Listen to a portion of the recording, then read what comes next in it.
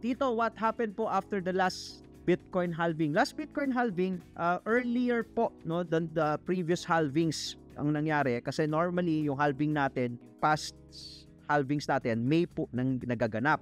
Ngayon, ngayong time na to, yung halving natin, ang ganap niya was April, so napaaga. So normally, yung halving po na yon, kasi nagkakaroon ng supply squeeze kapag nagkakaroon ng halving dahil kumukonti yung supply na nabamine ng mga miners, yung rewards na nangangalahat po yan. After some time, nagre-reflect po sa price. So kaya po ang nangyari, pagdating ng November, actually November po yun, bumabasag, nagigit ng all-time high sa Bitcoin. So that, kita natin, noong November, December, nag-hit tayo ng 108,000 all-time high. So yun po yung nangyayari after the halving. So ngayon, eto halving effect pa rin to ha. Kasama pa rin po ito itong 2025 natin.